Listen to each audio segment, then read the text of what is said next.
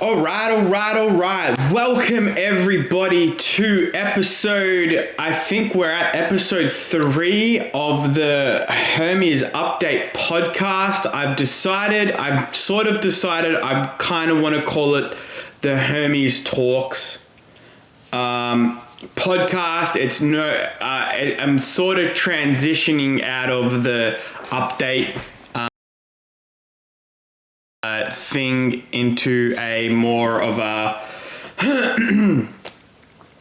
the podcast is progressing, needless to say. I'm hoping to get guests on soon and all that sort of stuff. So yeah, Hermes Talks is kind of where we're at the moment, but I don't know, still subject to change. I'm not changing anything as of yet. But anyway, how have we all been? I hope everyone's been doing very well. Today kind of obviously going to go with the gist of how the podcast operates, real estate and esports.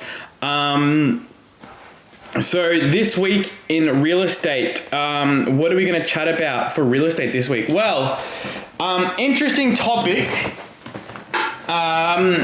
agents, real estate agents, and selecting a real estate agent. Now, I'm not the type of agent who's going to give tips and tricks and what's the best way to sell your house. The best way to sell your house is hire me and I will get you the best price. But if you wanted to try other things, be careful of agents. So, as you know, last week in the podcast, we discussed, I was mentioning how the massive week was a head fuck with buyers making offers and games and stuff like that. So this week, with that listing, we decided to, as a company, we gave it away. Basically, we gave it to another agent for 2 weeks, at the request of the vendor. Of course, the vendor requested we give the listing away.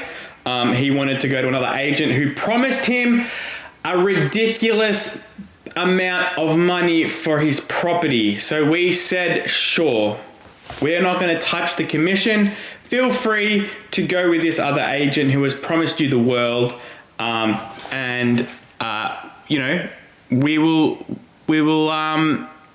we'll give you 2 weeks to figure out what you want to do with the listing. And if you want to go to another agent and get the ridiculous price, go for it. We're not going to stop you. We won't even take your commission. So he's done that. I think that happened on Friday or Monday. Anyway, nevertheless, Wednesday, I get a phone call from one of the buyers that I've been working with saying, "Hey, Luke, we just had a call from this real estate agency and they've said $1.6 million will buy the property." I said, "Amazing. Are you going to put an offer in for that price?" He goes, "No, because I told them that I'm dealing with you and I will only sell the property with you. And I've given you my best offer." I said, "Amazing. Thank you for that." And he goes, I go, "That's interesting though that they're saying 1.6 will buy it because they've promised the vendor $1.7 million. I wonder where that $100,000 drop has gone." He goes, "I don't know. Anyway, I didn't really want to talk to them. I told them I'm dealing with you and good luck getting that price."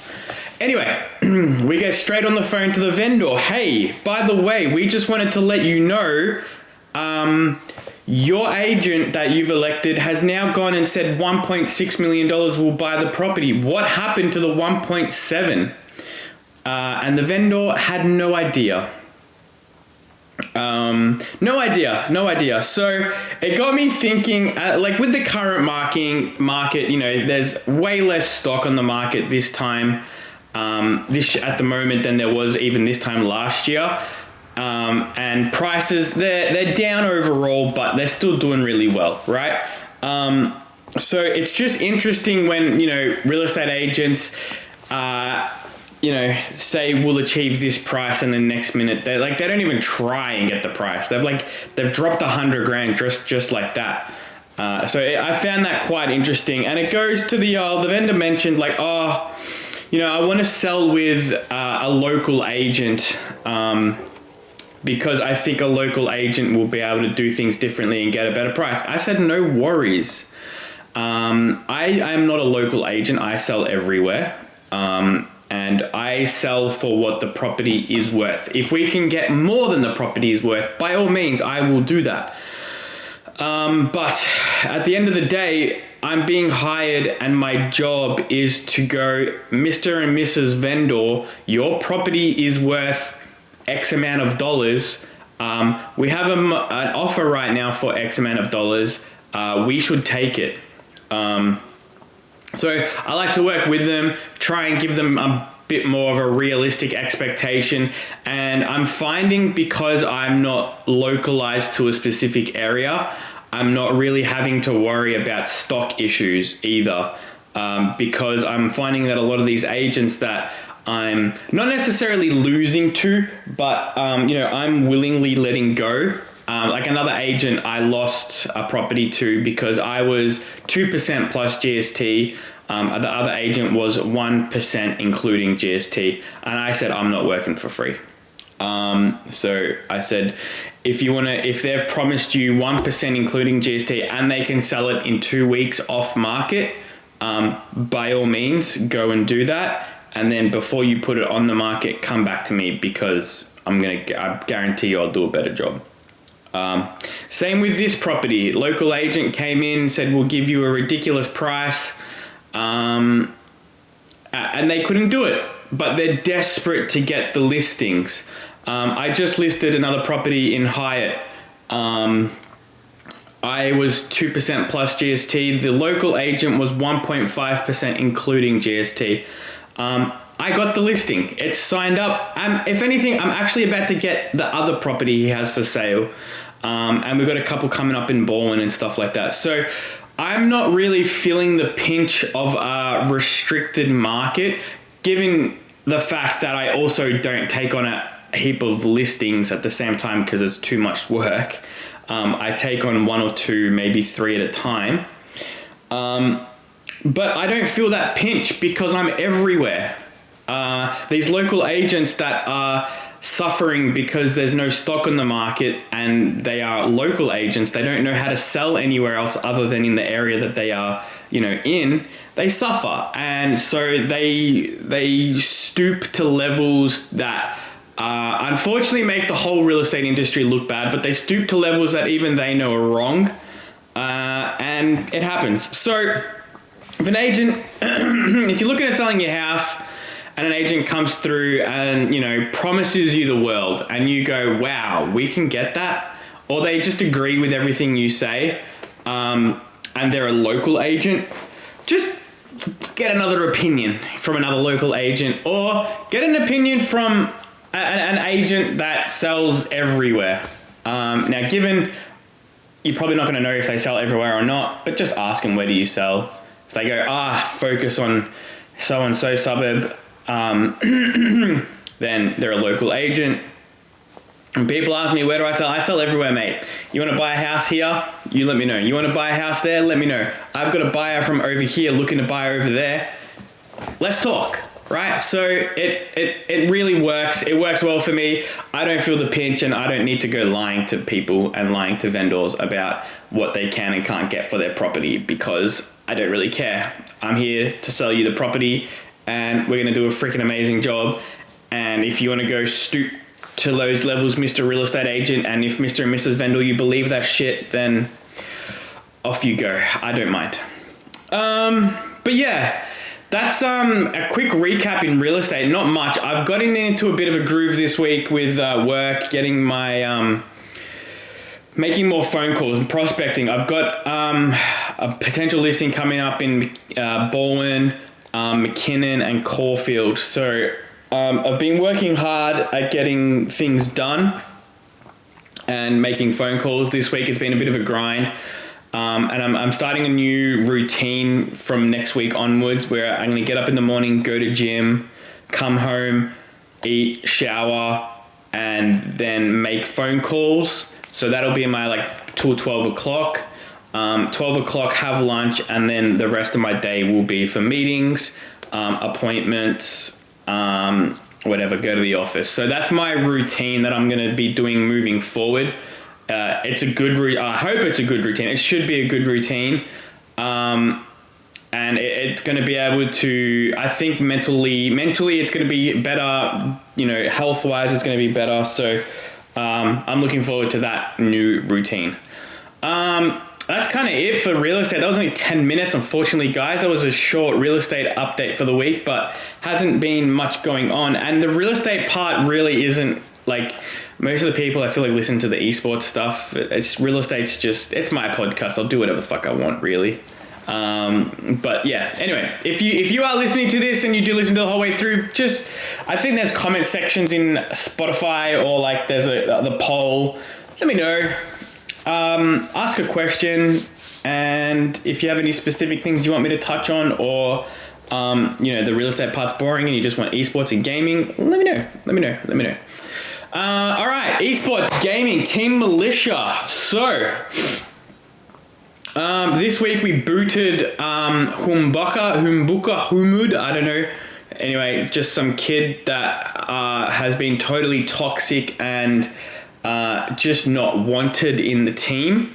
Always causing arguments, always fighting, and you know what? There's no place for that in Team Militia, and we don't have a place for that. We don't want that in our organization and our company.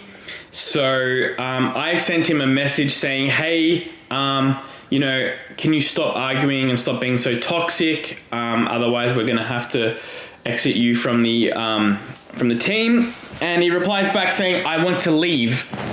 And left. So then he proceeds to go to Twitter and go left. Let me bring up the tweet, actually.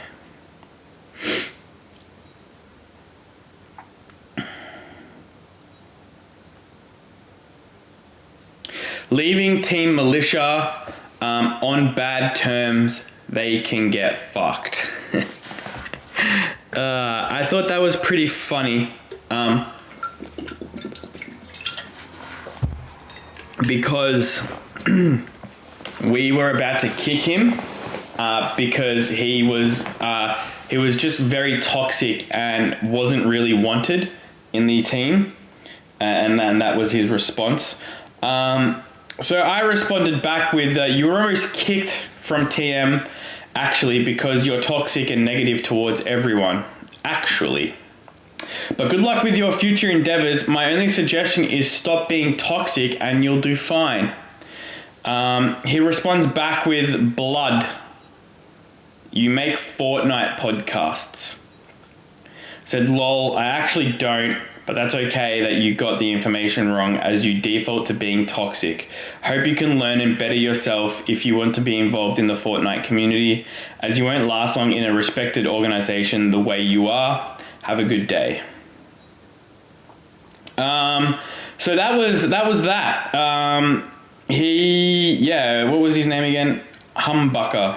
I think he's got the picture of that. I don't know. Anyway, he's just some toxic little kid. $250, not that even matters anyway. But yeah, he's wasn't wanted, and unfortunately that's part of what we have to deal with on not a daily basis. We at Team Militia actually look at who these people are and make sure they're a good fit for the brand and not a brand risk. And unfortunately he was progressing to a brand risk, and honestly he would have been kicked anyway within the week, I reckon, because myself and the owners were all kind of sick of him. So that happened. We are officially expanding into Valorant, so we have been in talks with a team about bringing them on board, and so that was good. We're still in talks because it's quite expensive to enter the Valorant world, especially that these guys want to do all these different boot camps and stuff like that. So we're looking at Valorant. We've got a Valorant content creator that we're looking at working with also. So that's good. And we've got 2 or 3 content creators that we're looking at in Valorant at the moment. One of them is a female, which is fantastic because there is zero female presence in this organization at the moment, and it's quite frustrating and annoying. because we need female talent. We want female talent. It's good for the brand. So yeah, we want that. So that's that's what we've been looking at this week. I've been speaking to more investors. We're chasing about $100,000 to $120,000 investment on the team. So the way we've done it, or the way I've done it, is to break it up either as a monthly investment or a 12-month investment. Monthly investment over 12 months or an upfront investment. Either way, you'll get part ownership of the company in that period of time. So for the next 3 to 5 years, 25% of profit generated from the company, and 25% on your investment. So $100,000 investment, 25% on that is $25,000. Now that's like not a lot, and I'm thinking that's going to be the downfall, but I can't guarantee. Like the fact that I'm sort of I'm not guaranteeing it, but the fact that that's what I'm expecting we can do is have a return on investment of 25% over 5 years in esports. Man, that's crazy. Every day you hear about these massive esports teams losing $2 million and costing money and stuff like that. I think the owners are really switched on with who we take on board and how we spend the money. So part of me is backing on them and how I have faith in what they can do. And how they're spending money and how they recruit talent. So that's part of why I even considered offering a sort of investment return on that, because otherwise it's just an investment and you basically buy part of the company. So I feel like you can have your $100,000 investment. We'll give you 25% profit on your investment. So your $100,000 investment, say the organization makes $5,000 a month or $10,000 a month, we'll give you $2,500 a month on your investment. And I think that's fair. So, after $2,500 a month, that's $25,000 a year, that's 50. So after 4 years, your investment's paid off. And then on the 5th year, you're given 25 grand, or even if we stick at that $2,500 a month, I think that's I honestly, I don't think that's too bad. I don't know. I don't think that's that's not a horrible investment. It's esports. It's a highly volatile area. I was looking up the statistics before. The esports has in the last 12 months has had $20 million worth of investments in Australia. $20 million. I'm asking for $100 grand, and in 5 years I'll give you $125,000 back. So that's good. And half of these esports teams aren't even going to give you your money back. The esports market's a $145 billion market. Australia, it's tiny, unfortunately. But revenue in Australia was 16 mil.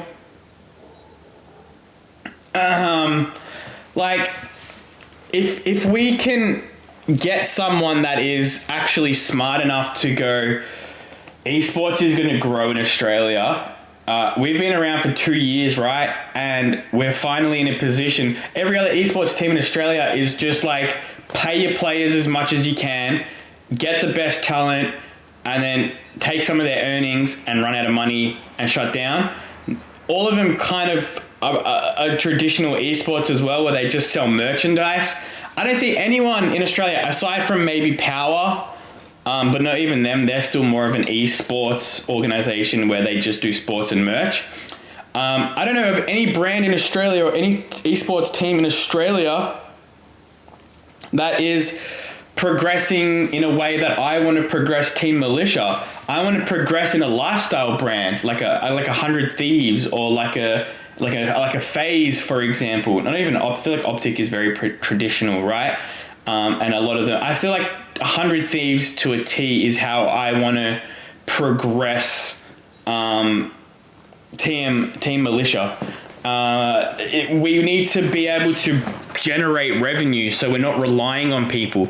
And then if we don't even need investors, can you imagine that? An esports team that doesn't need investors to run?